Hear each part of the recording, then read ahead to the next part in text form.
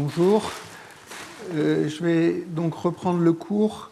Je vous rappelle qu'après le cours, il y a un séminaire. C'est Pierre Sens qui va faire un séminaire aujourd'hui sur des questions de membrane dans le réticulum endoplasmique et l'appareil de Golgi. Je vous rappelle que la dernière fois, je vous ai parlé de transport actif, de moteurs moléculaires et comment ils se déplacent collectivement sur un filament. Alors, je ne l'ai fait que sur un filament, donc j'ai une toute petite section pour vous montrer comment ça se passe quand c'est un réseau. Et puis après, je parlerai de transport par des vésicules, comment se forment les vésicules et comment elles peuvent être transportées par des moteurs moléculaires. Donc, je vais reprendre le même modèle que la dernière fois, c'est-à-dire des filaments. C'est sur ces filaments, les moteurs marchent en file indienne et ils ont une cinétique que j'avais appelée Tassep-Langmuir la dernière fois. On va reprendre le plan. C'est transport sur des réseaux de filaments.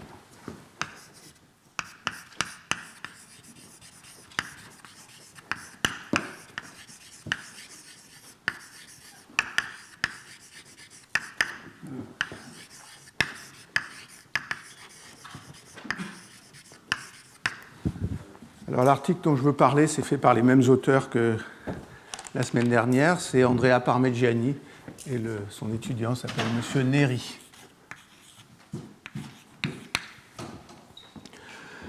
Donc, le problème est schématisé sur cette figure ici. Vous avez un réseau de filaments. Alors, c'est un réseau qui n'est pas choisi de façon aléatoire. C'est un réseau qui s'appelle un réseau de Erdős-Rényi.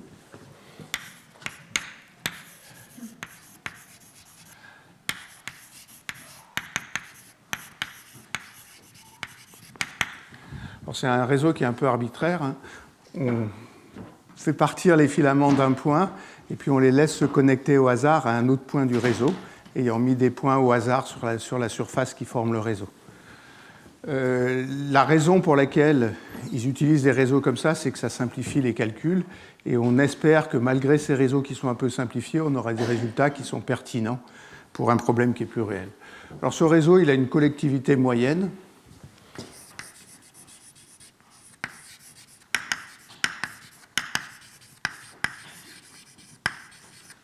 Que je vais appeler C. Ça, c'est le nombre de filaments qui partent de chaque point du réseau. Vous avez des points ici. Celui-là, il y en a 2. Et ça peut aller jusqu'à des nombres très élevés. Vous allez voir qu'ils ont ils ont fait des simulations numériques avec des réseaux qui avaient 30 filaments connectés au même point. C'est la même cinétique que la dernière fois. Donc, les moteurs, ils ont un réservoir de moteurs ici. Et les moteurs s'accrochent et se décrochent du filament. Donc ça, c'est ma cinétique de Langmuir. Et puis, ils marchent à vitesse constante avec un peu de diffusion sur les filaments. Alors, je vais faire un dessin ici de mon réseau. Et d'abord, les filaments sont orientés, parce qu'autrement, les moteurs ne marchent pas sur les filaments qui ne sont pas orientés.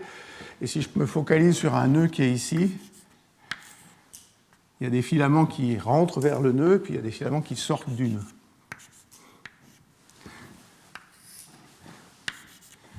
C, c'est le nombre total de filaments. Ici, il y en a 3 qui sortent et 2 qui rentrent. Et tout ça est distribué de façon complètement aléatoire.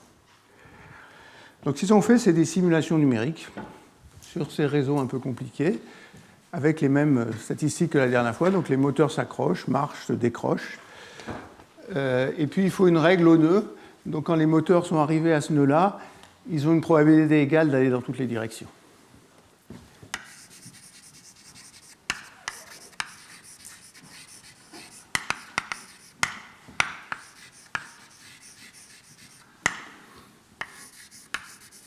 Je vais mettre tous les filaments sortants.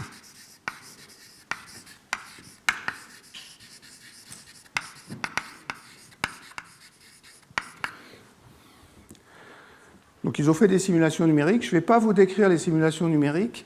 La façon dont ils interprètent leurs simulations numériques, ils font un modèle qu'ils appellent un modèle de champ moyen.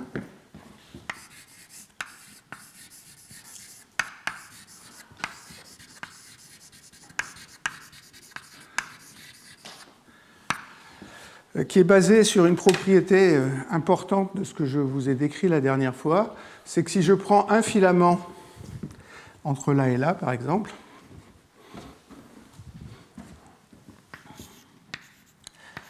si le filament est isolé, en fonction du taux qui s'appelait alpha, c'est-à-dire de la valeur du nombre de moteurs dans le réservoir qui est à côté du filament à l'entrée et à la sortie, je connais le courant moyen. Donc toute leur idée, c'est de dire, si je prends un filament, ici j'ai un site J, ici j'ai un site I, les densités moyennes de moteurs au site I et au site J vont agir comme agissait le réservoir, et si je connais la densité à ces deux points-là, je vais pouvoir déterminer le courant. Après, j'ai simplifié le problème terriblement, parce que si les courants sont reliés aux densités, et la seule chose qu'il suffit de faire, c'est résoudre les lois de Kirchhoff, c'est-à-dire écrire que le flux est continu.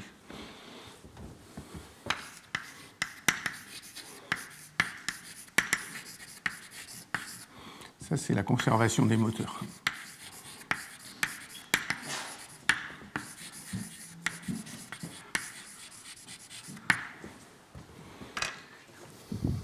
Alors, c'est ce qui est schématisé ici.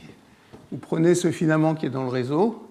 Tout se passe s'il avait une densité à l'entrée qui s'appelle alpha effectif, qui est le paramètre alpha que j'avais la dernière fois. Un paramètre bêta qui est la densité à la sortie qui est le paramètre bêta. Et puis, ils utilisent pour ce filament-là ce qui a été trouvé pour un filament isolé avec un réservoir à la densité alpha ici, un réservoir à la densité bêta. Et après, ils ont un système de loi de Kirchhoff à résoudre. Ça, c'est facile, c'est des équations linéaires qu'on peut résoudre. Et ce qui tire de ces équations, c'est les densités ρi et ρj.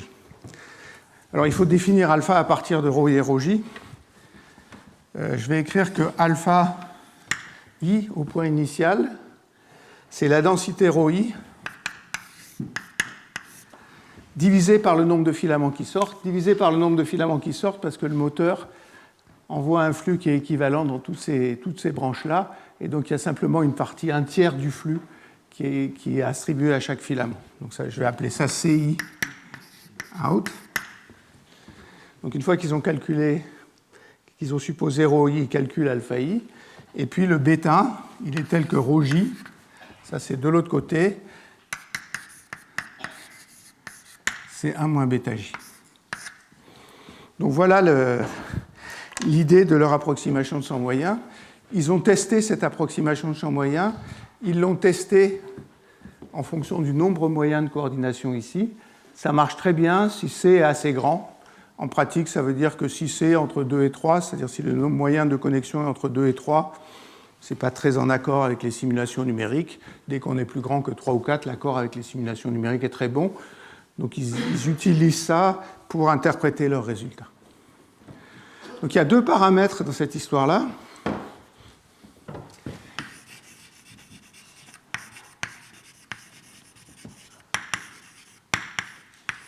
C'est la coordination moyenne du réseau. Et puis le deuxième paramètre, c'est le paramètre de Langmuir.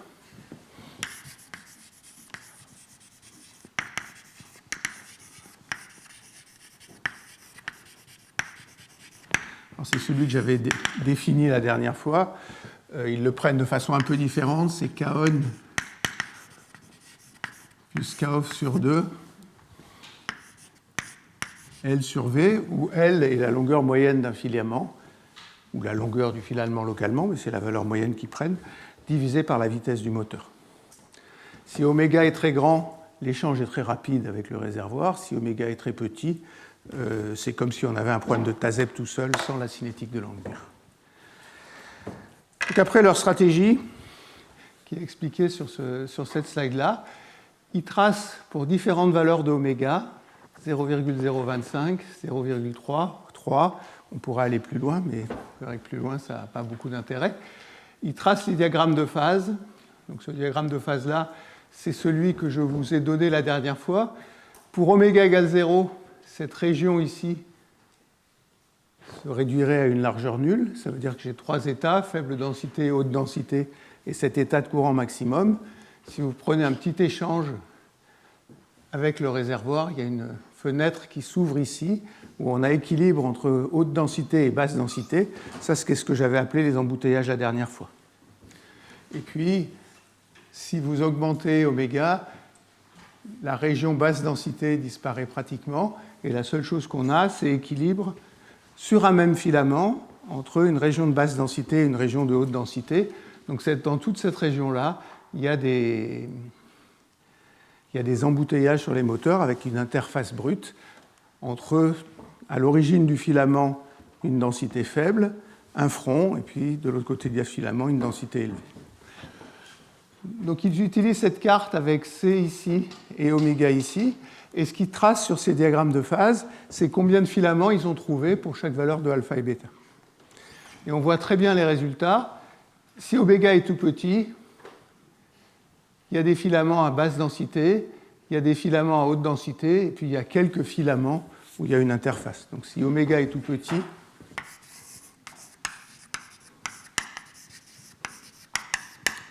ils appellent ça une hétérogénéité du réseau.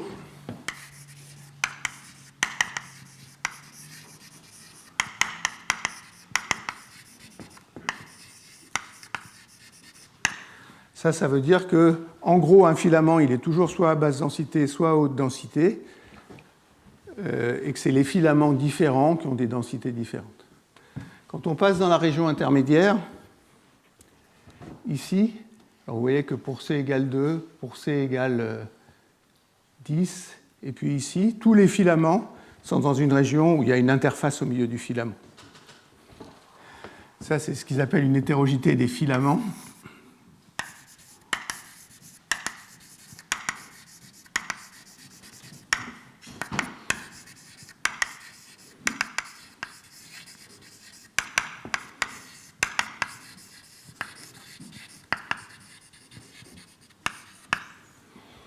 Et puis si vous augmentez beaucoup oméga, ça veut dire que vous augmentez beaucoup l'échange entre le réservoir et les filaments, la seule chose qui compte, c'est l'attachement et le détachement des moteurs. Ça veut dire que si oméga est grand, alors les images que je vous ai montrées la dernière fois, c'était pour oméga plus grand que 10, donc pas mal plus grand que cette chose-là. La densité sur le filament est constante.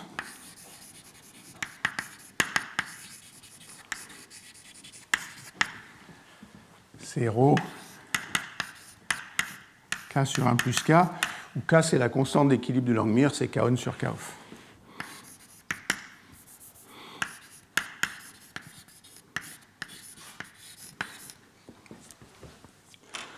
Ce que ça nous dit ça quand même, c'est que le système est intrinsèquement hétérogène, sauf si on a un échange très grand entre les filaments et le réservoir, et qu'il y a deux types d'hétérogénéité.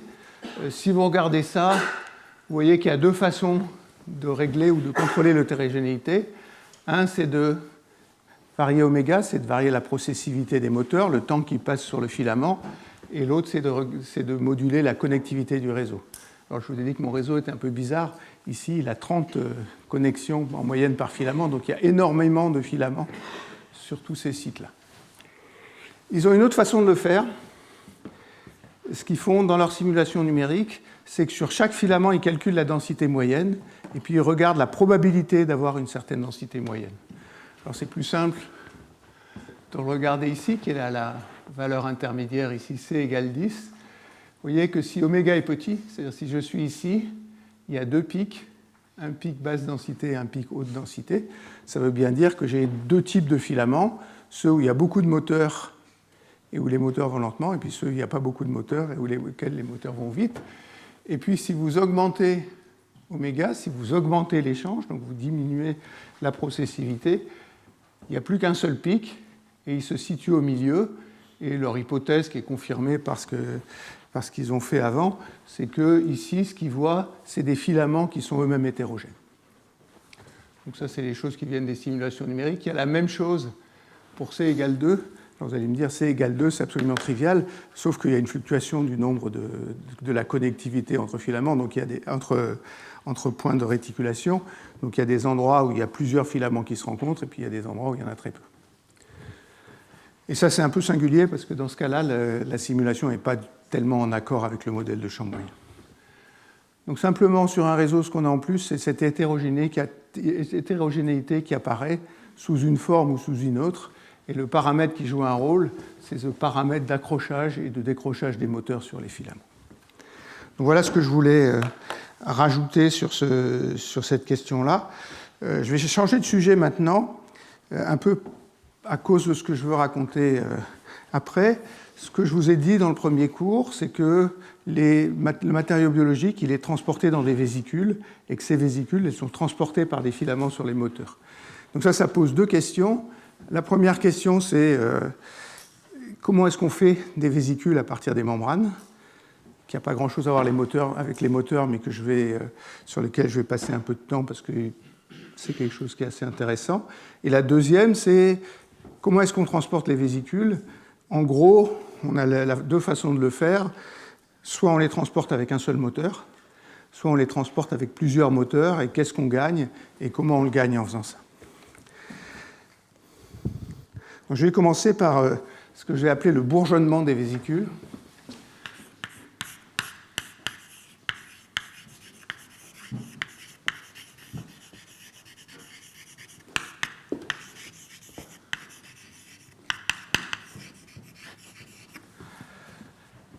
Supposez qu'on a une membrane, par exemple une partie de membrane qui est plate dans le réticulum endoplasmique.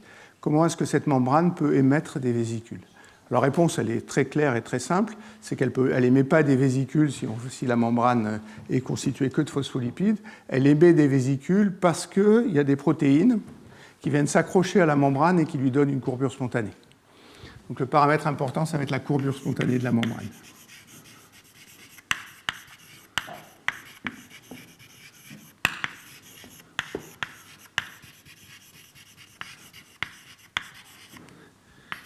C'est ce que j'avais appelé C0. Alors ces vésicules, ces protéines, dans la littérature anglo-saxonne, elles s'appellent cotamers.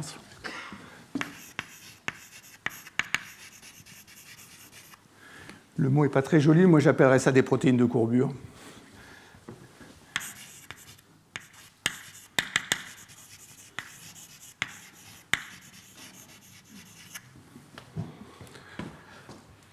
Donc la façon dont ça se passe est schématisée sur ce schéma-là. Alors ce que je vais suivre dans cette section, c'est un article qui a été fait par Lionel Fauré, qui est à l'école normale, Pierre Sens, qui est juste là, et qui fera le séminaire après. Donc vous avez une membrane ici, vous avez un flux de vésicules, de protéines de courbure sur la membrane, donc un flux J-ion qui arrive sur la membrane.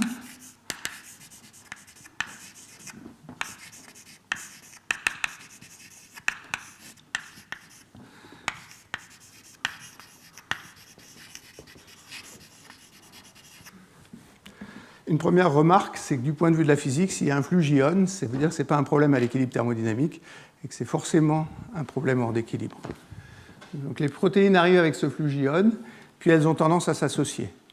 Alors quand elles s'associent, comme elles aiment bien la courbure, elles vont former, alors j'appelle ça des coques ou des calottes sphériques. Elles s'agrègent, les agrégats font des calottes sphériques, la membrane va adhérer à ces calottes sphériques, et ce que vous avez là, c'est un embryon de vésicule qui n'est pas complète. Il va rester, si elle reste sous cette forme-là, des calottes sphériques qui vont rester sur la membrane et qui ne sont pas très utiles parce que celles-là, elles restent collées à la membrane et donc elles ne permettent pas de bourgeonner. Si vous augmentez J-ion, il y a de plus en plus de protéines qui arrivent ici. Certaines de ces protéines vont se compléter et faire une vésicule entière, et c'est les vésicules entières qui se détachent.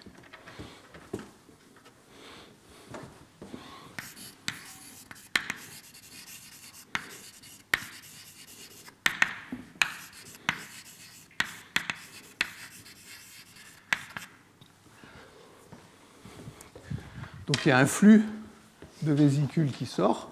Le flux de vésicules, c'est juste le nombre de vésicules fois la probabilité de détachement. Donc il y a un taux de détachement.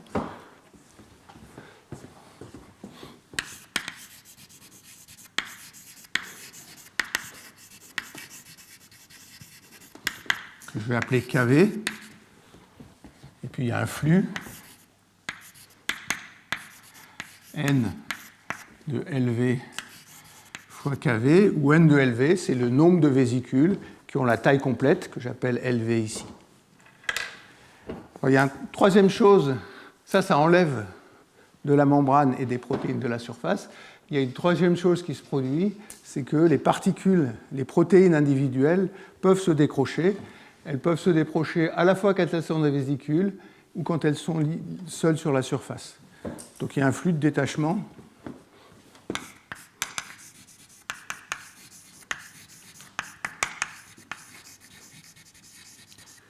que je vais appeler grand J-off.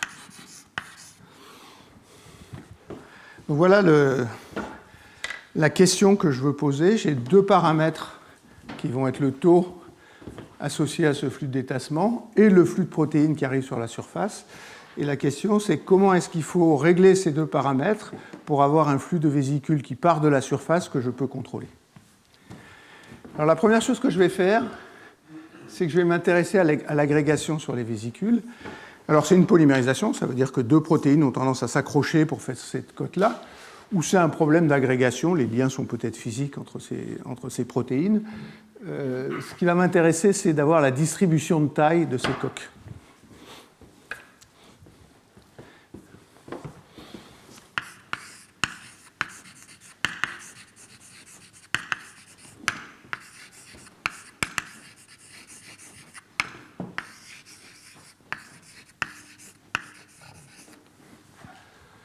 Je vais appeler N, L. Ça va être le nombre de protéines, le nombre de coques par unité de surface qui contiennent L protéines.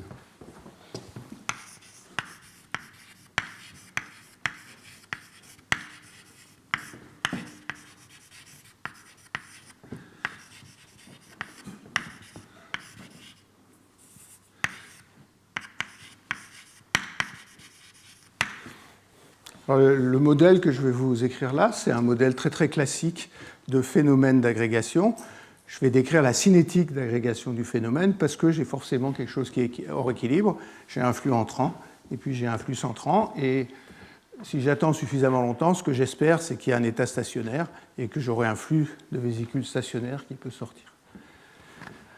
Alors, ce qui m'intéresse, c'est ce que je vais appeler, comme ils sont appelés dans l'article, la polymérisation, c'est-à-dire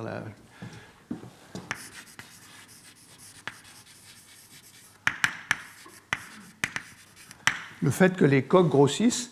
La bonne façon de le voir, c'est de le voir comme une réaction chimique, c'est-à-dire qu'une coque qui a N-1 protéine, elle attrape une protéine supplémentaire, ça devient une coque de L protéine. Donc si je l'écris comme une réaction chimique, une coque de N-1 protéine plus une protéine donne une coque de L protéine. Il y a des taux de réaction, des taux d'accrochage et des taux de décrochage. Ici, c'est Kp de L-1, ça c'est le taux d'accrochage des protéines entre elles. Ce qui est simple, c'est de supposer que ce taux est constant. Donc je vais supposer qu'il est indépendant de L-1.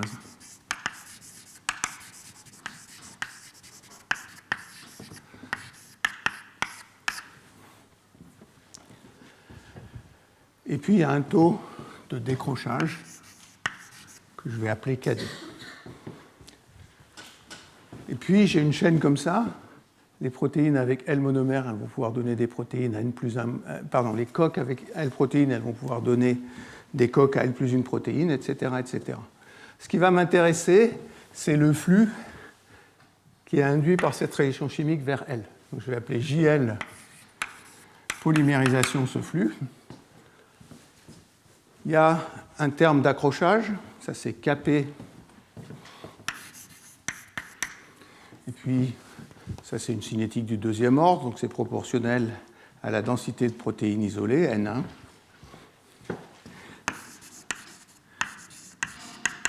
Fois N indice L-1. Ça c'est le flux dans cette direction-là. Et puis il y a le flux qui va dans l'autre sens.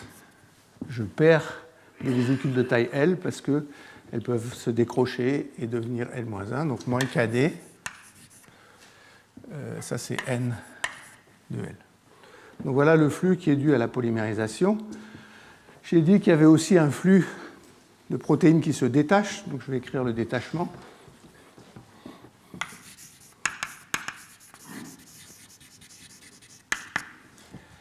Ça c'est un flux J-off de L. Ça, c'est le flux des molécules qui ont L protéines, qui perdent des protéines parce que les protéines se détachent. Il y a un taux de détachement, K off fois L fois NL. C'est proportionnel au nombre de vésicules, mais c'est aussi proportionnel au nombre de protéines dans une vésicule. Le flux total,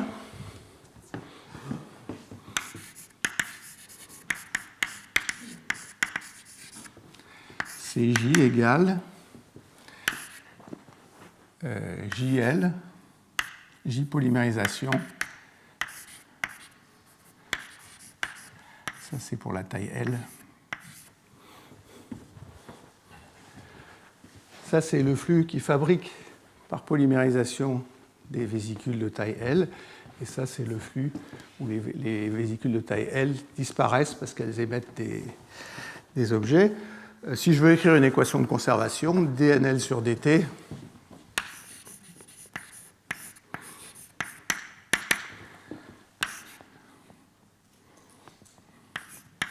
JL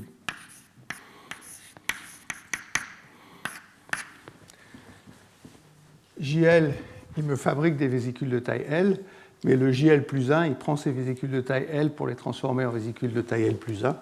Donc la variation du nombre de vésicules de taille L, c'est juste le flux en L moins le flux en L plus 1. Alors vous allez me dire, c'est fini parce que je connais J, et puis j'ai une équation pour NL. Je vais essayer de pousser un peu plus loin, et en revenant sur la polymérisation. Si je suppose que la polymérisation est à l'équilibre,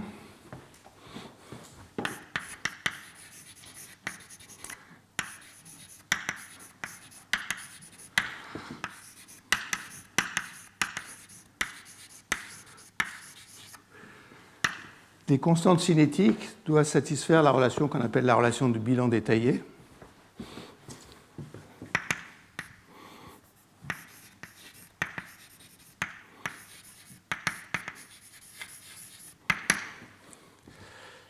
Ça me dit que Kp sur Kd de L, donc Kp de L-1 sur Kd de L, égale exponentielle moins la différence d'énergie entre l'état final et l'état initial. Ça, c'est l'énergie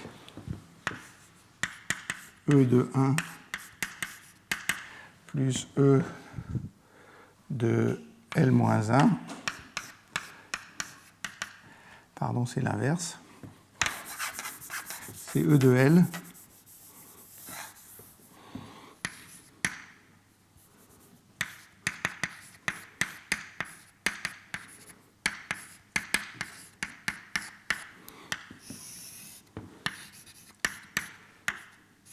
divisé par Kt. Ça me garantit que si je laisse la réaction se développer, si je laisse les protéines s'agréger, à la fin, la distribution satisfait la loi de Boltzmann, c'est-à-dire que la distribution de protéines de taille L, elle sera telle que le rapport entre N et L-1 est égal à la différence d'énergie entre L et L-1. Donc voilà la contrainte que doit satisfaire ça. Après, je peux prendre ça et le reporter là-dedans. Donc je vais écrire le flux de polymérisation JP de L. Je vais factoriser Kp fois N-1.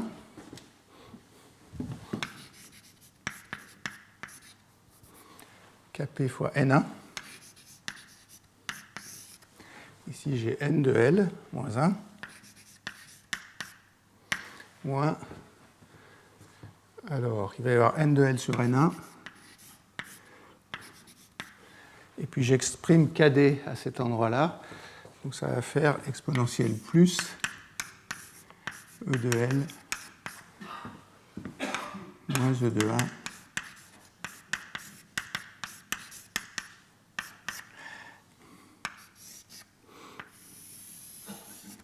divisé par 4.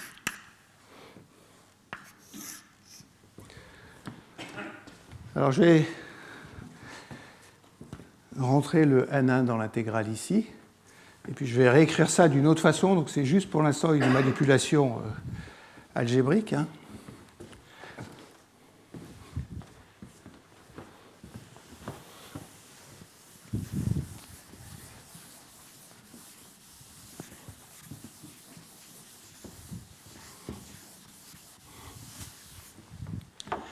je vais définir delta E de L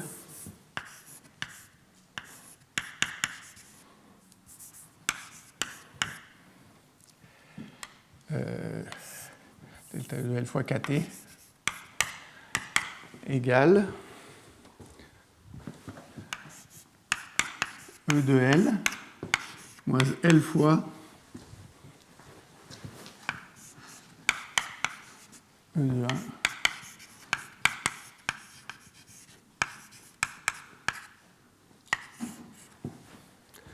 Donc au lieu de caractériser ma vésicule par l'énergie de la vésicule de taille L, je vais retrancher ce terme-là, qui est quelque chose de très simple, c'est L fois l'énergie d'une vésicule de taille 1, pas simplement l'énergie, mais l'énergie libre d'une vésicule de taille 1. Ça, c'est l'entropie des protéines isolées. Ça, c'est l'énergie des protéines isolées. Si vous voulez,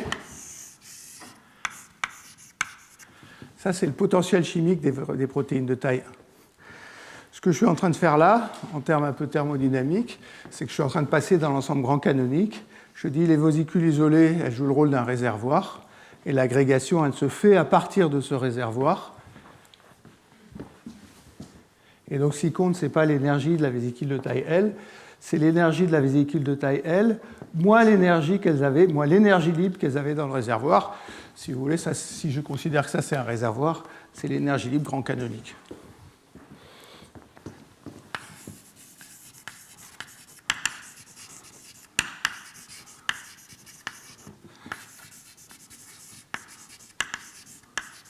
Donc un potentiel chimique constant.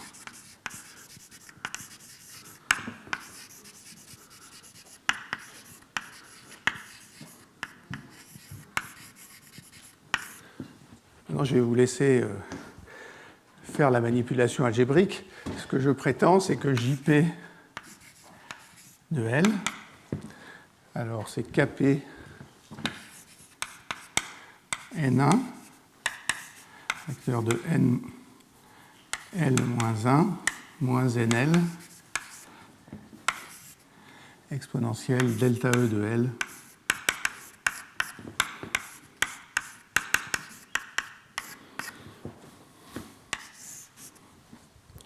Donc j'ai juste utilisé la relation de bilan détaillé, j'ai éliminé la constante de dépolymérisation, et puis, au lieu d'exprimer ça en fonction de E, j'ai exprimé ça en fonction de cette énergie grand canonique, qui est vraiment l'énergie qui joue un rôle dans le problème.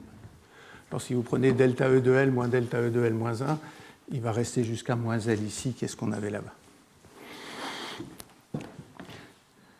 Maintenant, je vais passer à la limite continue.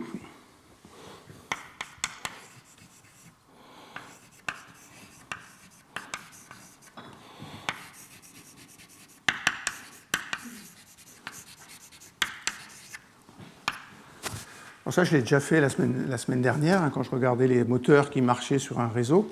Je vais supposer que L est très grand. Si L est très grand, le 1 qu'il y a là est très petit, et je peux remplacer ça par la dérivée. Donc je peux remplacer la différence entre EL et EL-1 par la dérivée. Ce que ça vous donne, ça, c'est JP de L égale moins KP N1 facteur de DNL sur DL plus D de delta E de L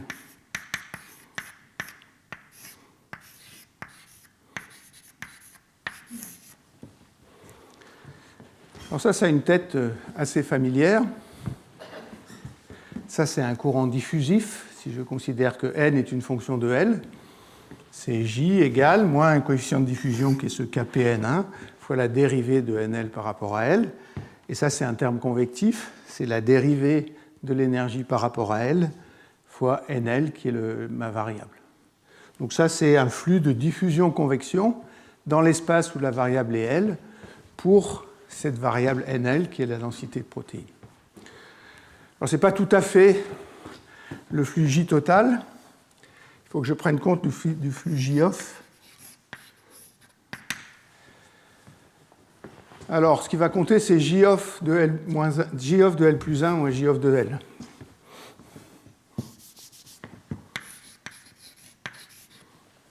Non, J off.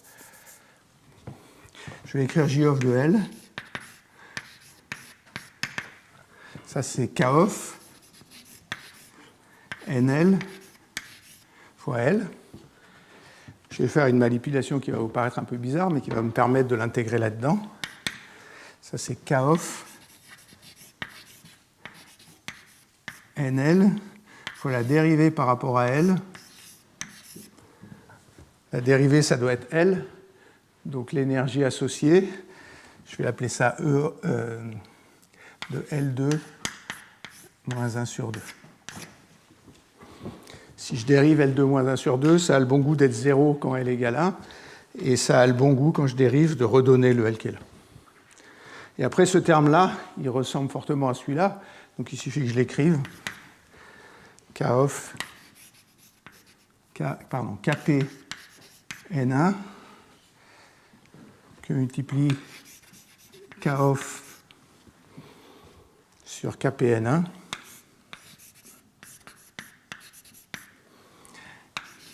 d sur dl de L2 moins 1 sur 2 fois NL. Donc j'ai le même préfacteur que là. Ça, je peux écrire que c'est la dérivée d'une énergie effective. Et cette énergie effective, c'est E off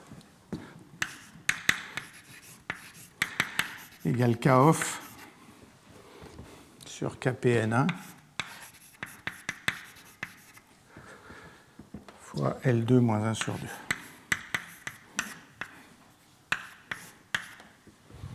Si je fais ça, je vais pouvoir introduire ce E off ici dans ce terme-là. Donc je vais écrire que le courant total J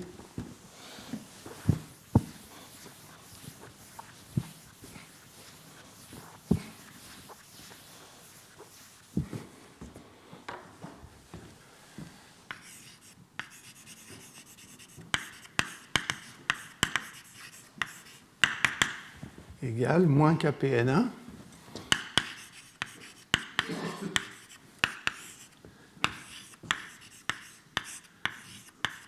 dNL sur dL. Je vais l'appeler E tilde de L ou E tilde de L.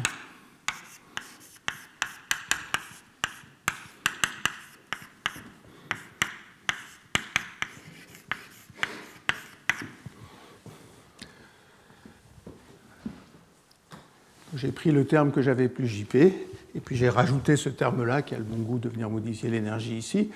J'insiste sur le fait que mon énergie, elle contient deux termes qui sont complètement différents. Le terme de polymérisation est un terme d'équilibre. Le terme avec E off, il décrit simplement le courant de molécules qui s'en vont. Si je suis dans un état stationnaire maintenant. Comment ? Il manque une dérivée ici, oui. Merci. Si je suis dans un état stationnaire maintenant,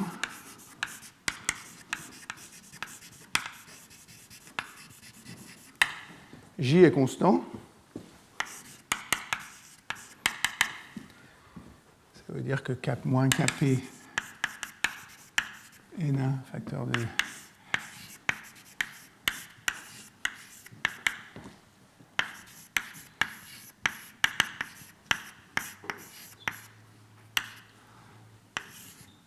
et cette constante, je la connais, cette constante, c'est le courant que j'enlève avec les vésicules.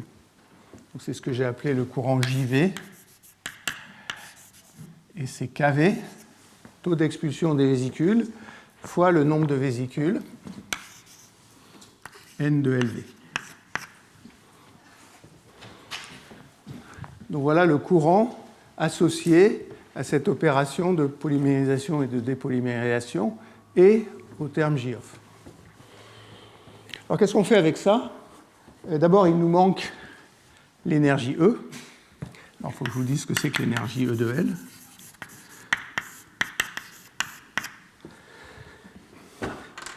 Alors, ça n'aurait pas dû s'éteindre, mais il s'est éteint.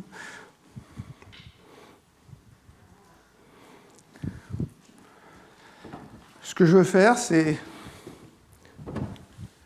regarder une coque comme ça et puis regardez ce que j'ai gagné et perdu comme énergie quand j'ai formé la coque. Une première chose qui est claire, c'est qu'au départ, j'avais une surface qui était le cercle qui est la base de la coque. J'ai formé une sphère, donc j'ai augmenté la surface, et en augmenter la surface, ça me coûte de l'énergie. Donc il y a un terme qui est gamma delta A, où gamma c'est la tension de surface, et delta A c'est la différence de surface entre la surface plane et la surface qui forme la vésicule.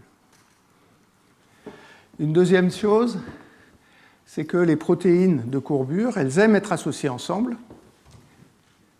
mais les protéines de courbure qui sont au bord ici, elles ont un seul voisin au lieu d'en avoir deux.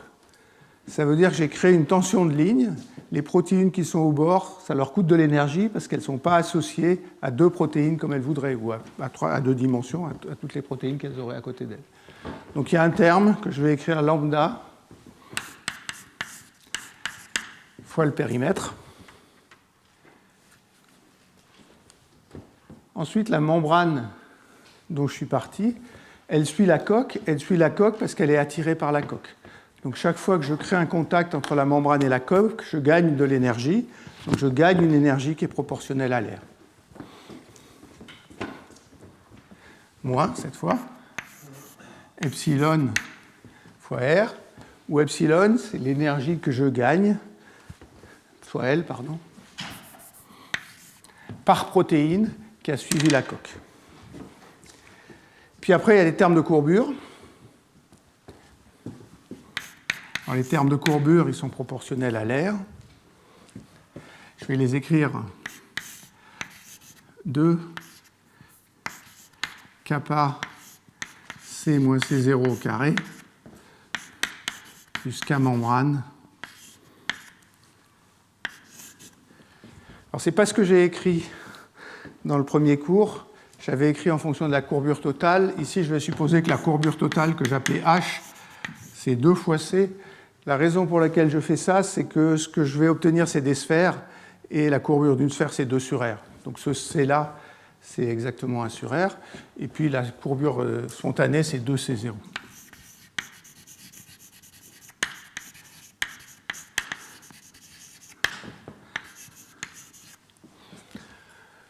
Donc voilà l'énergie totale d'une coque qui a L protéines attachées. Alors, il y a une contrainte géométrique qu'on voit directement sur le dessin. La contrainte géométrique, c'est que les protéines de courbure, elles doivent couvrir toute la vésicule.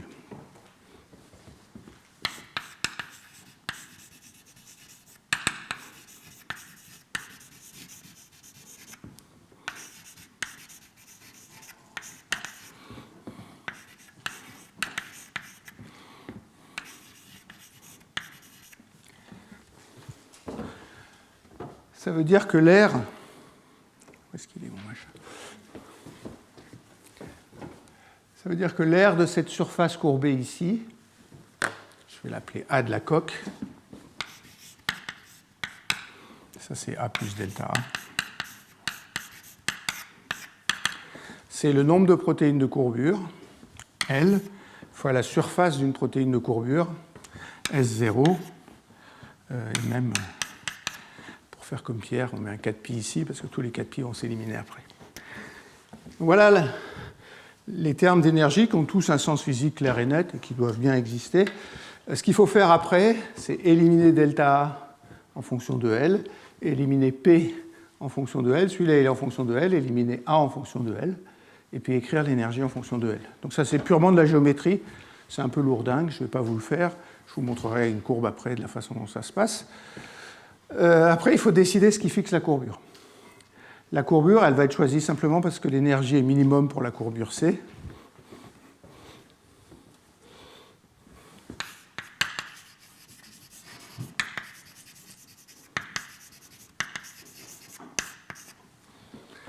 Alors là, la nature est sympathique avec nous, parce qu'en fait, le grand terme, c'est celui-là. Donc K est grand par rapport à tous les autres paramètres. Ça veut dire qu'à la fin, C égale C0.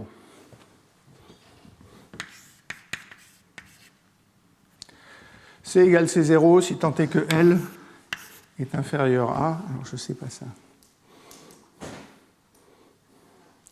Cspica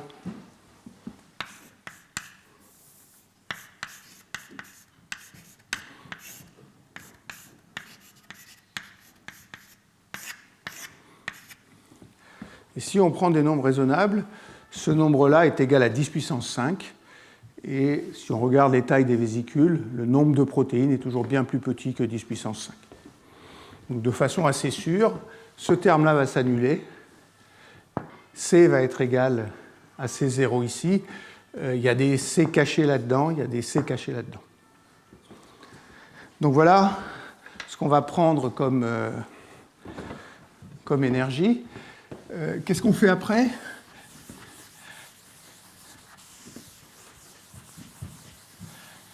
La stratégie est la suivante. Je fixe N1, donc je fixe le nombre de protéines qui ne sont pas agrégées.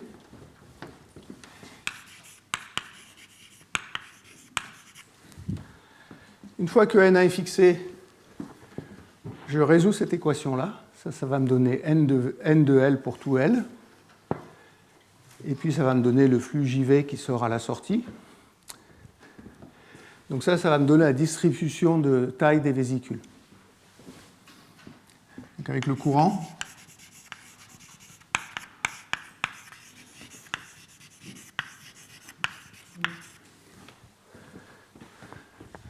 puis après, il faut que je calcule N1.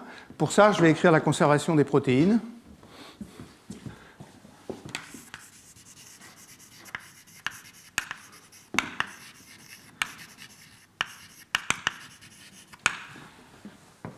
Alors le dessin est bien fait parce qu'il suffit de regarder le dessin.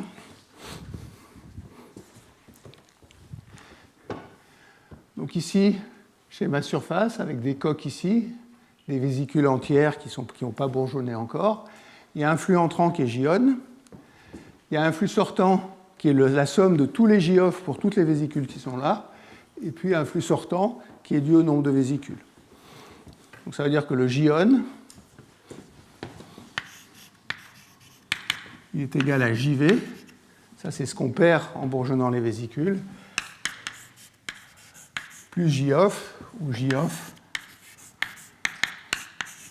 c'est la somme sur tous les L de petit J-off. J-on est fixé. Ça, je sais le calculer parce que j'ai la distribution de vésicules. Ça, je sais le calculer parce que j'ai les distributions de vésicules. Et en écrivant cette équation-là, ça me fixe N1.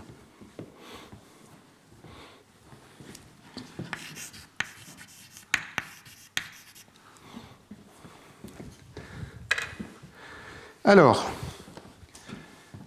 il y a en gros 3 cas possibles. Qu'est-ce qui se passe si N1 est tout petit ?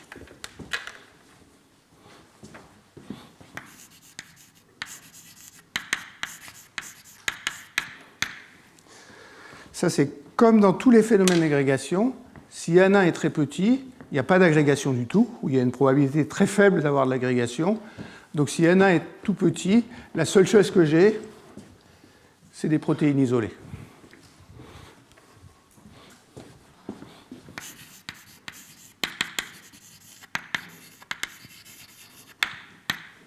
Il y a une certaine probabilité d'avoir des coques sur la surface, il y a une certaine probabilité que les vésicules se referment. Tout ça, c'est négligeable.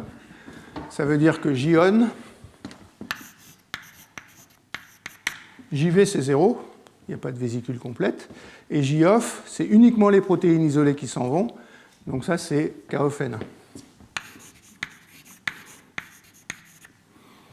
Ça veut dire que N1, c'est J-on sur K-off.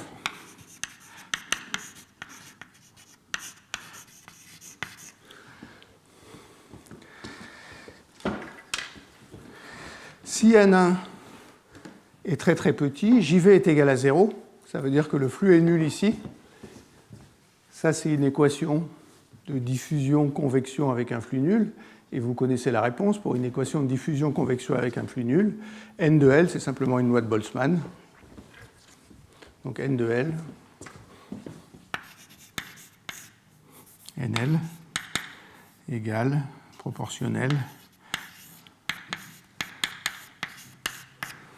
exponentielle moins E tilde de L.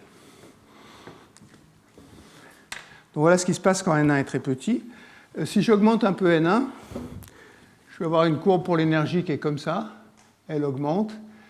Elle a toujours un maximum. Alors elle a un maximum à cause de la courbe du périmètre, parce que si on est très près de LV, le périmètre tend vers 0, et ça crée un maximum qui est très très près de LV ici.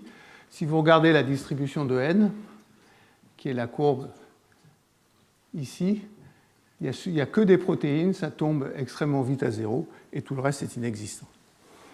Donc après, j'augmente J-off. Si j'augmente J-off, la courbe va s'incurver comme ça, jusqu'au moment où elle va avoir un point d'inflexion à tangente horizontale. Je vais appeler N agrégation le point d'inflexion à tangente horizontale. Donc j'augmente N1 jusqu'à N agrégation. Ensuite, la courbe a un point d'inflexion à tangente horizontale. Ce point d'inflexion, il va se dégénérer en un maximum et un minimum. Donc au-dessus de N agrégation,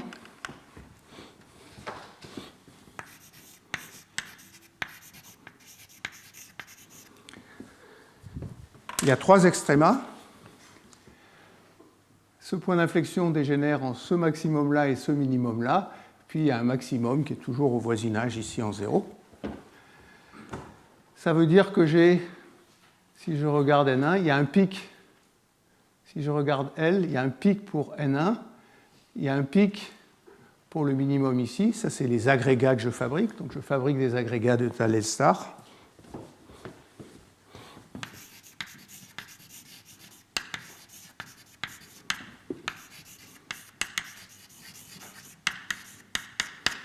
Plus protéines isolées.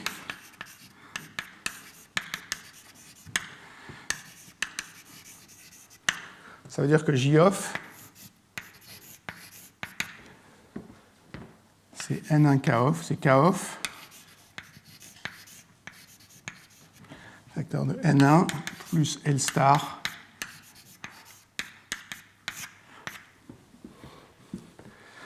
Alors qu'est-ce qui se passe quand on augmente N1 au-dessus de N agrégation? C'est quelque chose qui est très connu des physico-chimistes. Si vous prenez une solution de molécules de savon, elles forment des micelles. Vous augmentez la concentration. En dessous de la concentration micellaire critique, il n'y a pas de micelle. Mais dès que vous obtenez cette concentration, la concentration en solution reste constante. Et la seule chose que vous fabriquez, c'est des micelles. Donc ça veut dire que dans ce régime-là, N1 est à peu près constant. Et la seule chose que je fabrique, c'est des coques de taille L star. Et puis je ne fabrique pas plus grand parce qu'ici, il y a une barrière de potentiel. Si je continue à augmenter J-off, ce minimum-là se rapproche de la droite, ce minimum-là va vers la gauche, et il arrive un moment où pour une deuxième valeur caractéristique, le minimum et le maximum fusionnent. C'est un deuxième point d'inflexion à tangente horizontale.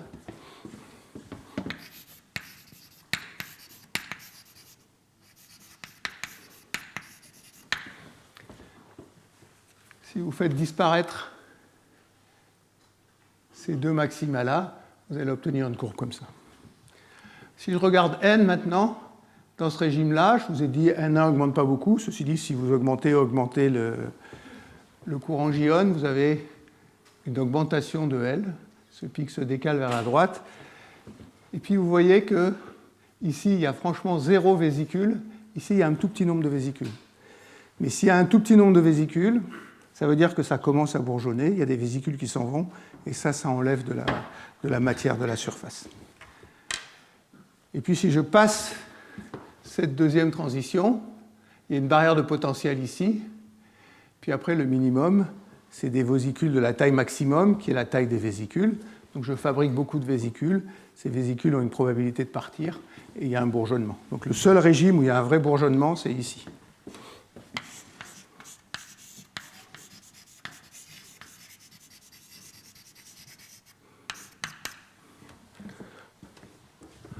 Donc ce maximum qui jouait absolument aucun rôle au début, petit à petit, il a shifté vers la gauche en augmentant J, et en shiftant vers la gauche, il nous a amené dans cette configuration-là, où je fabrique plein de vésicules, et si je fabrique plein de vésicules, ça bourgeonne. Maintenant, il faut que je rende le problème consistant, il faut que j'écrive cette relation-là. À partir du moment où, même ici, s'il y a des vésicules qui fabriquent, même s'il n'y en a pas beaucoup, il y a un flux JD, et il faut calculer J-off et JD. Alors c'est là que c'est un peu plus compliqué que ce que moi j'aurais pu attendre. Je remercie Pierre Sens. On a eu beaucoup de discussions sur ce sujet-là. Le problème n'est pas complètement réglé. Je vais vous expliquer pourquoi. Donc ce que je trace ici, c'est une valeur de J-on. Je peux calculer JV, parce que j'ai résolu cette équation-là. Et je peux faire ça partout. Je peux calculer JV, je peux calculer J-off. Et puis la surprise, c'est que J-off plus JV, moi j'aurais attendu à ce que ça croisse de façon monotone. En fait, il y a un pic ici. Alors pourquoi il y a un pic? C'est là le point qui est un peu difficile à comprendre, au moins pour moi. Si vous regardez à la position du pic, l'impression qu'on a ici, c'est que JV est absolument égal à 0.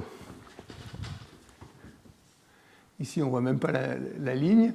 Par contre, ici, c'est à peu près dans ce régime-là, vous voyez que JV est fini. Pourquoi il y a ça? Je ne sais pas. Pierre a fait un gros effort, il n'y est pas encore. Donc, mais je pense que le résultat final est quand même correct. L'explication, c'est que les vésicules s'évaporent, et il y a suffisamment de vésicules qui s'évaporent pour que ça diminue le nombre total de molécules sur la surface. Et c'est ça qui crée le pic qui est là. Après, si vous regardez dans cette région-là, il y a 3 points d'intersection, ça veut dire qu'il y a 3 N impossibles. Il y en a un qui est instable, et les 2 autres sont stables. Ça veut dire qu'on a une transition de phase classique du premier ordre, avec un effet réentrant, c'est ce qui est tracé ici. Si pour une gamme de paramètres qui correspond à ça, je trace le flux de vésicules en fonction de K-off. Alors, K-off, c'est exactement l'inverse de J-on. Quand vous augmentez K-off, vous diminuez le nombre de vésicules, et quand vous diminuez K-off, vous augmentez le nombre de vésicules. Et vous voyez qu'il y a une région ici où il y a 3 solutions. Ça, c'est la solution instable. 0, c'est la solution où il n'y a pas de sécrétion. C'est celle-là. Et puis, celle-là, c'est la solution où il y a de la sécrétion. Donc, on a une espèce de cycle qui peut donner à de l'hystérésis ici, et qui peut donner à des états qui shiftent entre cette ligne-là et cette ligne-là dans toute cette région-là. Il s'avère que c'est des choses que les gens avaient un peu intuité et qui s'appelle le shift de sécrétion.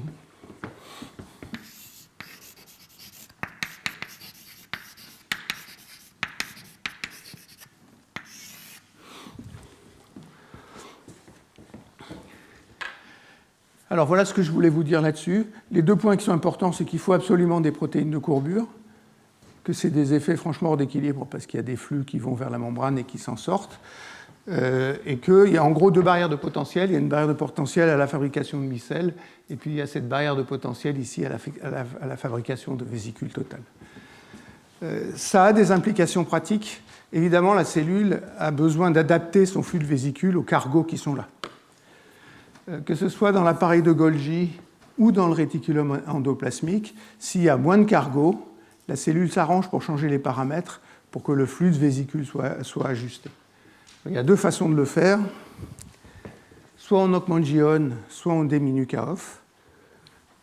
Dans l'appareil de Golgi, si on augmente le nombre de cargos, il y a un flux qui est plus important ou un K-off qui est moins important.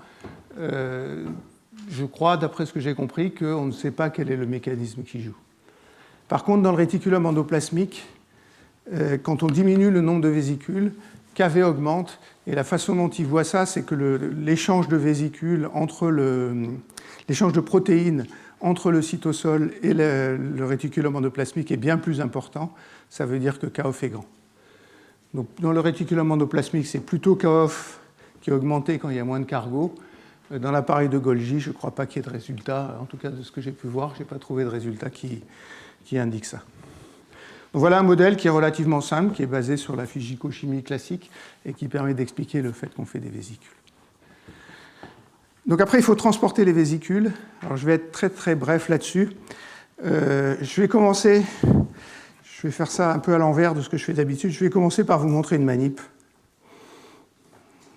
Puis après, je vous montrerai comment est faite la théorie sans vous la présenter. Donc c'est le transport d'une vésicule par plusieurs moteurs.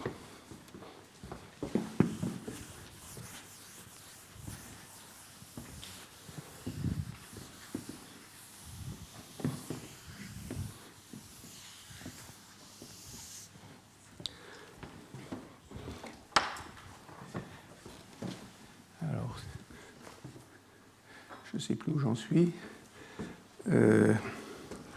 C'est 3 maintenant.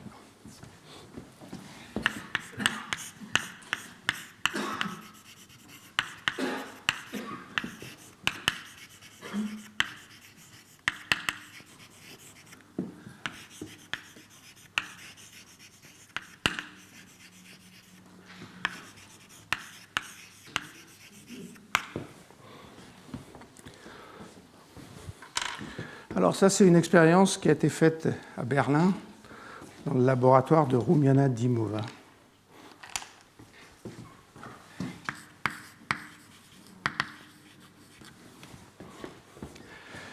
C'est une expérience modèle. Donc ce qu'elle regarde, ce n'est pas une vésicule transportée par des moteurs, mais c'est des billes de polystyrène.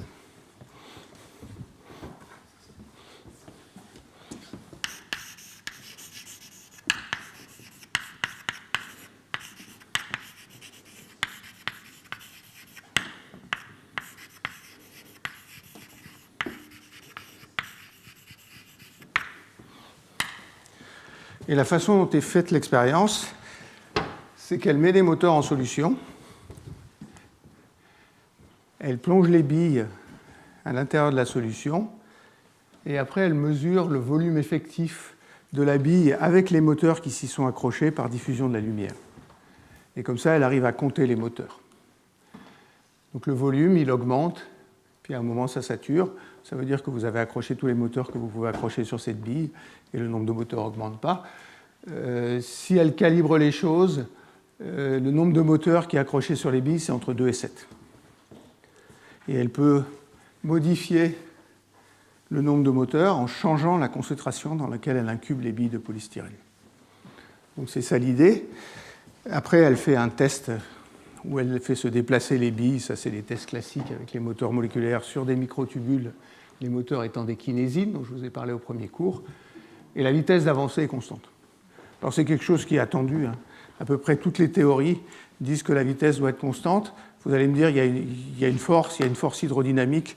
Je vous laisse calculer les ordres de grandeur, c'est des femtonewtons ou quelque chose comme ça. Enfin, c'est quelque chose qui est infiniment petit par rapport à tout ce que peuvent faire les moteurs.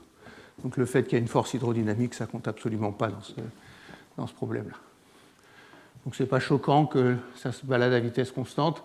Les points à haute concentration sont un peu anormaux, mais c'est quelque chose qui est attendu parce que le nombre de moteurs à haute concentration a un comportement un peu bizarre. Donc la vitesse est la même. Par contre, la processivité des billes sur le filament change. Ça veut dire que plus il y a de moteurs, plus les billes avancent sur le filament et font des distances de plus en plus grandes quand le nombre de moteurs augmente. Donc l'effet d'avoir plusieurs moteurs, c'est d'augmenter la processivité. Alors ce qu'elle mesure là, c'est la distribution des temps, la distribution de processivité, la distribution de longueur sur laquelle les billes marchent sur le microtubule avant de se détacher. Donc la distribution est très étroite à cette concentration-là où il y a très peu de moteurs, et puis au fur et à mesure que vous augmentez le nombre de moteurs, la distribution s'élargit, ce qui veut dire que la longueur de processivité, la longueur sur laquelle la bille marche, devient de plus en plus importante. En fait, elle croît exponentiellement avec le nombre de moteurs.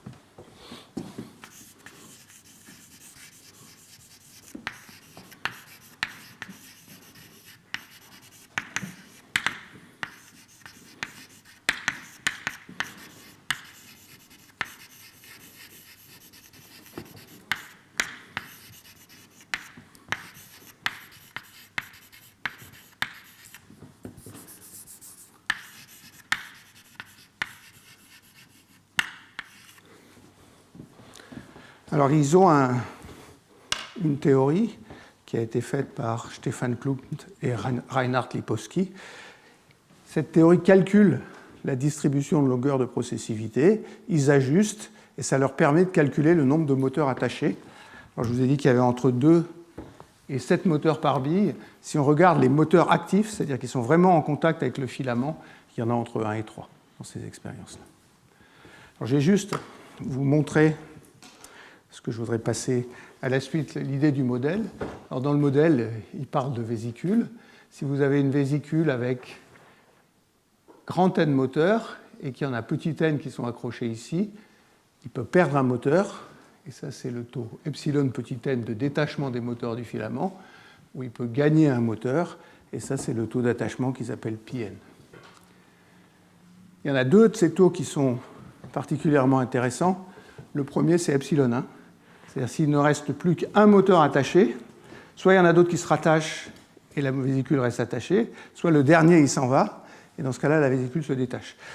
Le point que je veux faire avec ça, j'ai passé plus qu'une heure à vous faire des calculs de temps de premier passage. Ça, c'est le temps de premier passage à 0 moteur attaché, qui dans ce cas-là est extrêmement facile à calculer. Et puis l'autre, c'est si la vésicule n'est pas attachée, le premier moteur qui s'accroche, il attache la vésicule. Donc ça, il n'y a pas de surprise, c'est le π0 du premier moteur. S'il y a 0 moteur, il y en a un qui peut s'accrocher.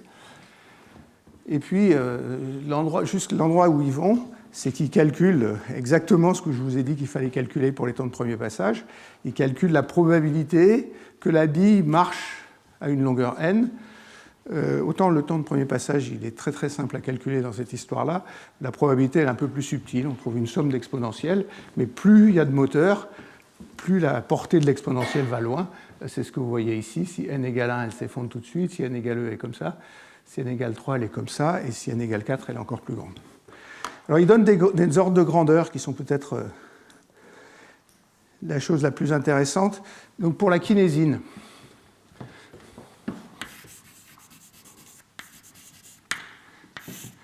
alors c'est la kinésine 1, contrairement à ce que je vous avais dit au premier cours. Le taux de détachement epsilon, c'est 1 seconde moins 1.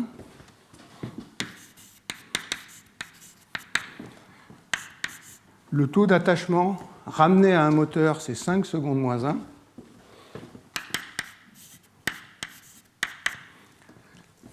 Et la vitesse, c'est 1 micromètre par seconde.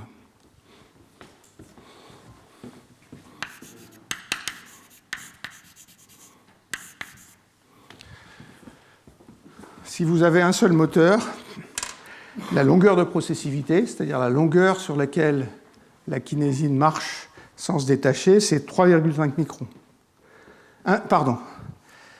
C'est 3,5 microns. Si vous avez 5 moteurs, c'est 311 microns. Puis après, ça croît exponentiellement et ça devient tout de suite gigantesque. Alors, vous pouvez vous demander qu'est-ce qui se passe si j'ai un vrai problème, si je regarde les neurones. Alors, ce que j'ai appris, que je ne savais pas, mais en lisant ça, c'est qu'il y a deux types de transport dans les neurones. Il y a un transport lent et un transport rapide. Le transport lent, c'est des vésicules qui sont transportées par un moteur. Donc le moteur, il a un temps de processivité assez court. Il se décroche, il se raccroche. Et là, il faut des jours pour faire des distances raisonnables. Le transport rapide, il a plusieurs moteurs. Et on arrive à des vitesses moyennes.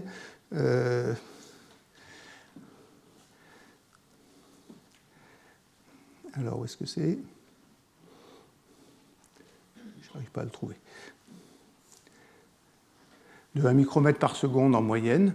Ça veut dire que le moteur reste pratiquement tout le temps attaché et les vésicules ne se détachent pas de façon quantitative.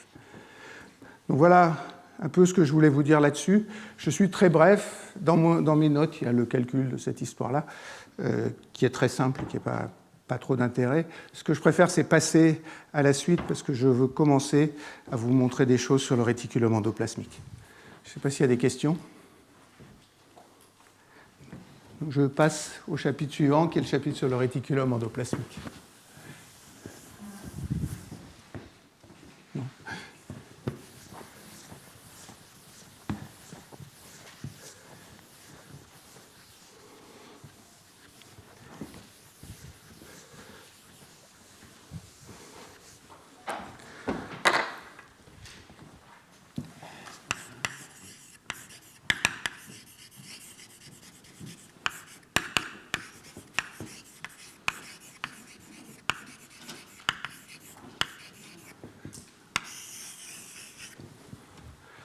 Alors il faut que je passe là, puis je change ici.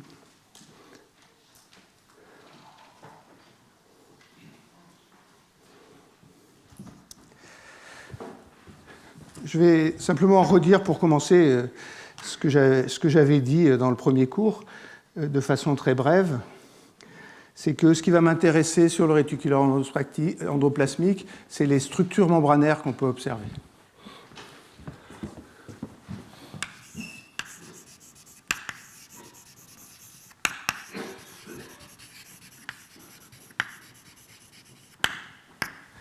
dans les, je ne sais pas quoi, 15-20 dernières années, les méthodes d'observation, les méthodes optiques d'analyse des objets biologiques ont progressé de façon très très spectaculaire et on arrive à détecter des structures de plus en plus précises dans le réticulum endoplasmique et aussi malheureusement de plus en plus compliquées.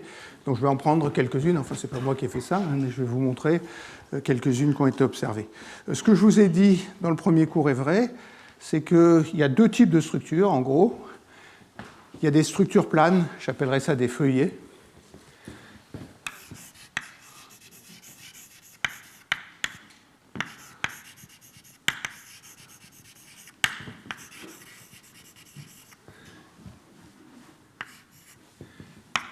Et puis il y a des tubes. Alors les structures planes, elles sont observées surtout dans le réticulum endoplasmique rugueux. J'y reviens dans 5 minutes. Ça, c'est au voisinage du noyau.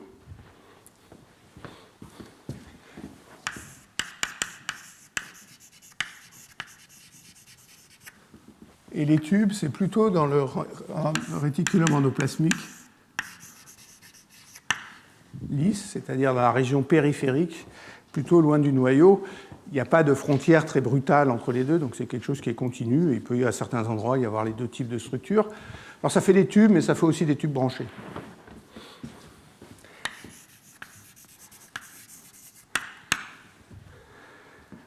Alors évidemment, il y a une membrane où il n'y aurait que des phospholipides, fait pas de choses comme ça. Donc dans les deux cas, il y a des protéines qui permettent d'assurer ces structures-là.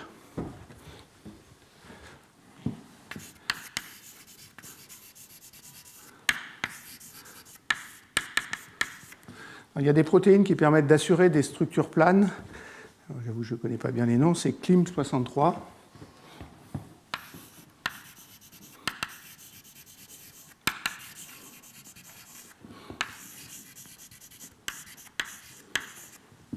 Ou P180. Alors les choses sont un peu plus subtiles que ce que je vous ai dit, même beaucoup plus subtiles que ce que je vous ai dit jusque-là, parce que j'ai une légère tendance à vouloir simplifier les choses. Mais les feuillets, ce n'est pas une bicouche, ce n'est pas une membrane, c'est deux membranes parallèles. Et ce que font ces protéines, notamment CLIM63, c'est qu'elles maintiennent les deux membranes parallèles à une distance donnée, qui est quelque chose comme entre 30 et 50 nanomètres. Donc c'est des structures à deux bicouches parallèles.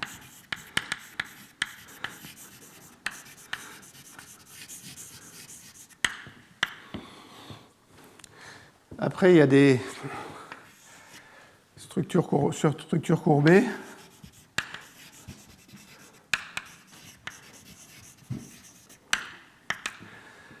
Il y a les vésicules dont je viens de parler.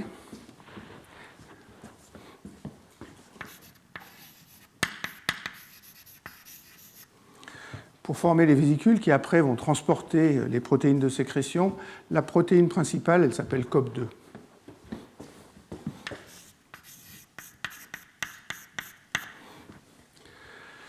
Pour ce qui est des tubes, la protéine qui semble jouer un rôle principal, c'est ce qui s'appelle le réticulome.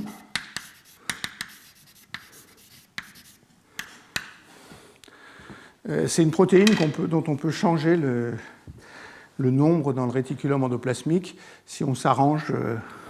Nicolas Minck, par exemple, fait beaucoup ça, a rajouté beaucoup d'une protéine qui s'appelle atlastine. On augmente le nombre de ces protéines de courbure ici, et on casse complètement le réticulum endoplasmique en billes.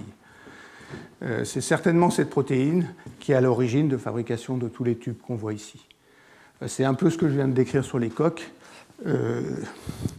Les protéines de courbure imposent une courbure spontanée à la membrane.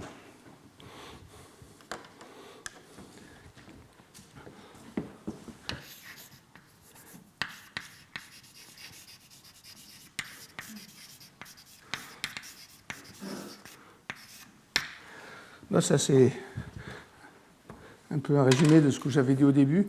Il y a un point que j'avais mentionné, mais sur lequel je n'ai pas insisté, qui est que le réticulum endoplasmique est traversé par les microtubules. Donc il y a une interaction forte entre le réticulum endoplasmique et les microtubules.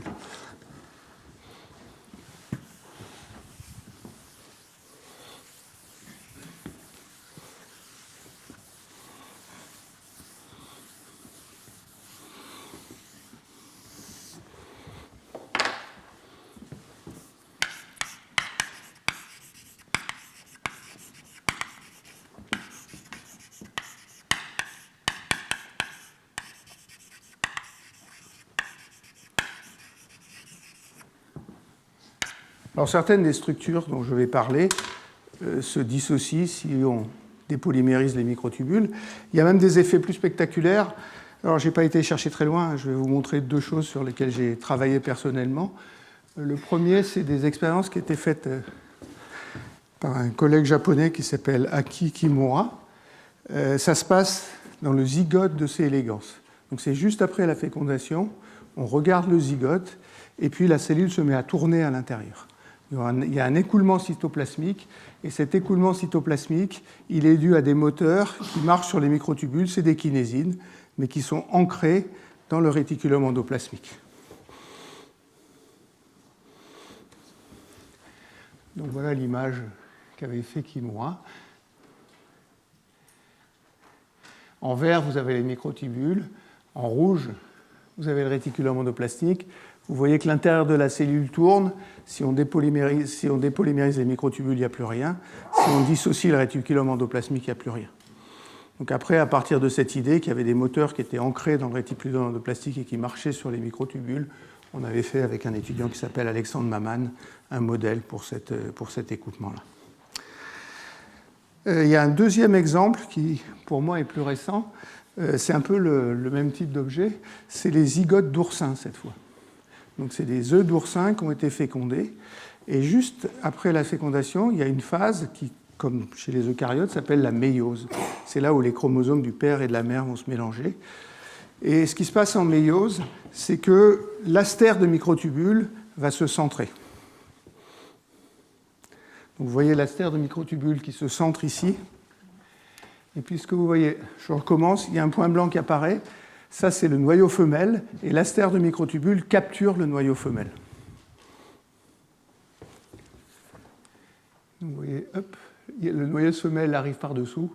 Il se fait capturer par l'astère de microtubule. Alors, ce sur quoi je veux insister, c'est que ce mécanisme-là, donc il faut des moteurs pour transporter l'astère de microtubule, c'est aussi des kinésines, et là aussi, elles sont ancrées dans le réticulum endoplasmique. Donc, je vais vous montrer la même image sur le réticulum endoplasmique. Donc, on regarde le réticulum endoplasmique. Vous voyez qu'il se concentre au milieu. Je vais le repasser. Il va se mettre autour du noyau femelle aussi, et sa concentration est extrêmement accrue à l'endroit où se trouve le centre de l'astère de microtubule. Donc ça, c'est des expériences qui ne sont pas publiées, qu'on est en train d'écrire. Et là aussi, on a fait un modèle avec Serge Dmitriev et Denis Wortmüller, qui est à Curie, pour essayer de calculer le mouvement couplé de l'astère de microtubule et du réticulum endoplasmique. Donc même si je ne vais pas en parler beaucoup pendant la suite, alors les manips elles ont été faites par un étudiant de Nicolas Minc qui s'appelle Jérémy Salle. Même si j'en parle pas beaucoup pendant la suite, les microtubules sont toujours là et parfois ils jouent un rôle essentiel.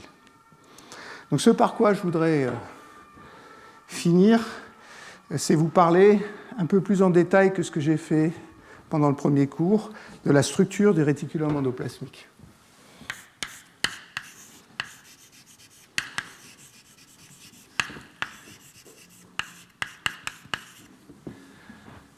Alors là, il y a un article qui m'a assez fasciné, j'avoue, qui est un article qui a été fait par le groupe de Jennifer Limpicott-Schwartz, qui est une spécialiste de la microscopie optique à très haute résolution.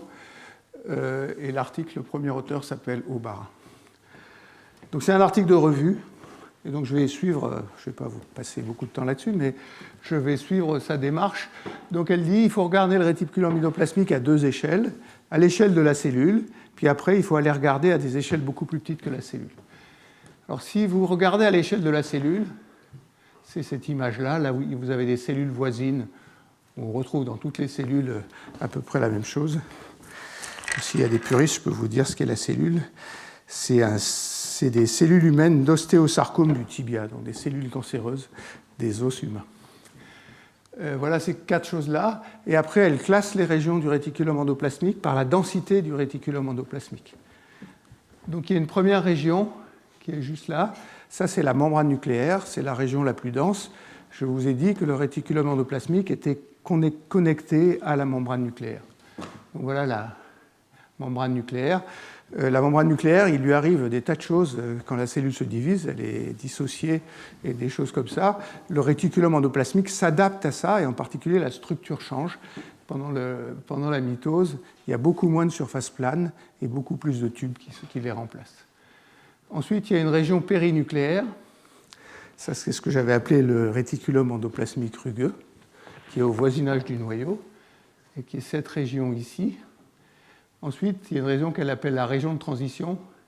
Ça, c'est un peu un mélange de ces deux régions-là. Et dans cette région de transition, c'est ce que j'avais appelé le réticulum endoplasmique lisse.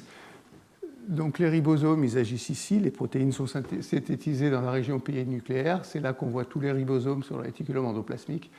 Et dans la partie distale ici, on voit surtout des structures en tube.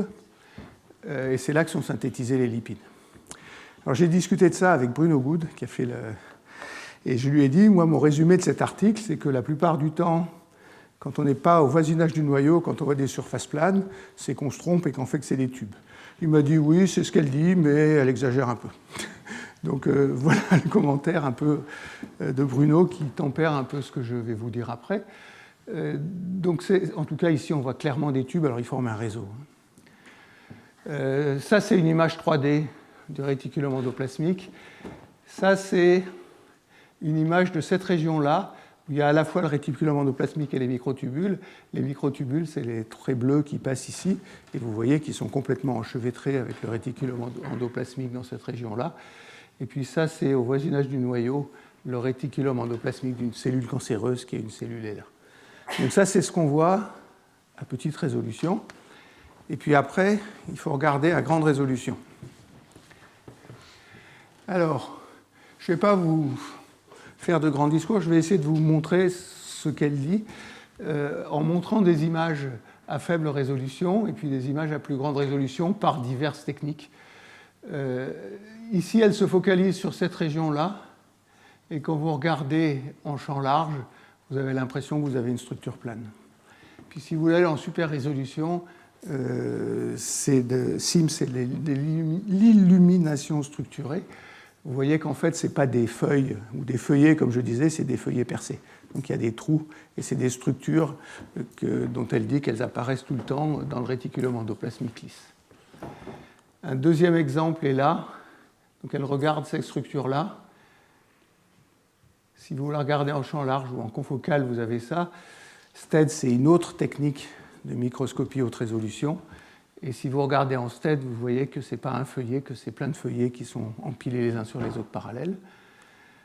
Ça, c'est une structure du réticulum endoplasmique lisse. Les couleurs correspondent à la profondeur. Et donc, on voit qu'il y a des réseaux qui sont un peu tridimensionnels, que les gens appellent des matrices tridimensionnelles. Et puis ça, c'est une dernière image, pareil, où elle regarde une région qui s'avère être bien moins continue que ce que dirait la microscopie macroscopique. Cette méthode-là, c'est une méthode où les lipides sont marqués, alors qu'ici, c'est des protéines du réticulum endoplasmique qui sont marquées. C'est la protéine qui est indiquée là. Et ça, c'est une reconstitution 3D d'une partie du réticulum endoplasmique lisse. Ce que je retiens de ça, c'est qu'à toute petite échelle, il y a des structures qui sont très subtiles et qui parfois s'avèrent être relativement bien organisées. Alors, je vais aller un peu plus dans le détail et parler des structures qui paraissent intéressantes. Ça, c'est plus ou moins la même chose que ce que j'ai montré, sauf que c'est le même endroit, vu par des méthodes différentes et des comparaisons de méthodes différentes. Je crois que celle-là, c'est de la microscopie électronique. Ça, c'est la méthode PATE, où c'est les liquides qui sont marqués. Et ça, c'est de la microscopie optique super résolution. Donc, c'est ce genre de choses qu'elle fait. Et puis, il y a un certain nombre de structures qui sont un peu récurrentes, qu'on voit partout, et qui sont les choses sur lesquelles je voudrais discuter pendant le cours prochain. Alors, la première, c'est dans le réticulum endoplasmique rugueux. Vous avez des feuillets comme ça, donc je vous rappelle ces deux membranes. Ils sont couverts de ribosomes. Il y a aussi des tubes, et elle distingue en bleu, c'est les ribosomes qui sont sur les tubes, et en vert, c'est les ribosomes qui sont sur des régions planes. Si vous allez dans le réticulum endoplasmique lisse, il y a des structures en tubes, mais souvent les tubes, ce n'est pas des cylindres, c'est des tubes dont l'épaisseur varie avec la position comme ça. En voilà un ici. Vous voyez un tube de la même structure qui est branché ici. Ces structures-là, je vais vous en parler dans 5 minutes parce que c'est ça que je voudrais décrire en premier. Ici, vous avez ce que j'ai montré, des structures qui sont un peu des gels à 3D avec des trous ou des structures avec des fenêtres. Ça, c'est des structures qui sont plutôt dans le réticulum endoplasmique rigide. C'est ce que les gens appellent des citernes, donc des objets un peu gros dans le réticulum endoplasmique rigide. Et puis la dernière chose qui peut être d'intérêt et dont j'ai parlé une fois, c'est les sites de sortie du réticulum endoplasmique. Il y a des sites bien déterminés où le matériau biologique, les protéines qui ont été synthétisées, sont empaquetées dans des structures et transportées jusque vers le Golgi. Il y a une structure ici qui est cette structure verte. La façon dont elle décrit ça, c'est que c'est un objet comme ça qui est replié sur lui-même. Elle le voit presque comme un polymère qui est collapsé sur lui-même. Donc j'essaierai de vous montrer les modèles qui ont été faits pour cette chose-là. Donc c'est ça les structures qui ont retenu mon attention et qui ont été regardées par les théoriciens. Avant de m'arrêter, j'ai 3 minutes, je vais vous montrer ces structures-là que je trouve assez fascinantes, qui s'appellent les rampes de Terasaki. Ça, c'est un article des années 2010, dont le premier auteur est ce monsieur Terasaki. C'est assez étonnant, c'est un article qui a été publié dans une revue de biologie, dans Cell, pour ne pas le nommer, et il y a un commentaire par un physicien là-dessus, qui s'appelle, son nom va me revenir, qui est à Brown aux États-Unis. Donc c'est des feuillets, donc des doubles membranes, donc chacun de ceux-ci a un feuillet. Ils sont empilés, mais il y a des passages d'un étage à l'étage d'en dessous, exactement comme vous avez dans une rampe de garage. Alors ces structures-là, je vais vous donner la version physicien Jacques Pro, c'est une structure smectique, ça veut dire que la distance entre ces plateaux est assez bien fixée, c'est 200 nanomètres ou 300 nanomètres. Et puis si vous regardez de côté, alors je suis incapable de voir quoi que ce soit sur cette histoire-là, mais si vous regardez sur le côté, si vous regardez la structure inclinée à 30 degrés, vous voyez qu'on voit une rampe, on part de la rampe du haut, on tourne et on se retrouve au-dessus de la rampe du dessous. Après, pareil, on descend, on tourne, on se retrouve sur l'étage en dessous, etc., etc. Donc c'est exactement ce que vous avez dans les garages, dans les supermarchés. On voit ça dans plusieurs types de cellules, dans les corps cellulaires des neurones et puis dans les cellules sécrétrices des glandes salivaires. Alors ça tourne dans un sens ou dans l'autre, hein. Celui-là tourne dans l'autre sens. Je peux vous montrer un film si ça vous aide à voir ça. Donc voilà la structure et on voit le trou ici qui correspond à la rampe de garage. Pour des raisons qui sont que je vous expliquerai la semaine prochaine, ces structures ne sont jamais isolées, c'est-à-dire qu'on n'a jamais une dislocation, donc ces structures, en termes de smectique, c'est des dislocations vis, on n'a jamais une dislocation vis, on a des dipôles de dislocation vis avec une qui tourne comme ça et une qui tourne comme ça. Et même, dans l'article original de Terasaki, alors il y a un modèle théorique là-dedans qui me paraît moins pertinent que celui que je vous expliquerai, mais qui n'est pas très très différent, où il voit un réseau de dislocations vis avec une vers le haut, enfin une dans un sens, une dans l'autre, une dans un sens, une dans l'autre. Et c'est ce qui est schématisé ici. Alors, il y a un film qui montre une paire de dislocations ici. Il y en a une qui tourne, ça tourne un peu vite, mais si vous regardez, il y en a une qui part dans un sens et l'autre qui part dans l'autre sens. Je crois que c'est un schéma, ça, parce que les structures sont vraiment extrêmement plates par rapport à ce qu'on fait dans les expériences de microscope. Donc c'est ça ce que je veux commencer par discuter la prochaine fois. Je discuterai 2 autres choses. Je discuterai les structures du réticulum endoplasmique lisse, et en particulier ces cylindres qui ont un rayon qui varie avec la position, et puis ce qu'on appelle les gouttes lipides, qui sont des lipides qui sont synthétisés dans le réticulum endoplasmique lisse et qui sont relâchés sous forme de gouttes dans le cytoplasme de la cellule. Je m'arrête là. Si vous avez des questions, je suis très prêt à répondre. Enfin, si tant est que je connaisse la réponse. Merci beaucoup.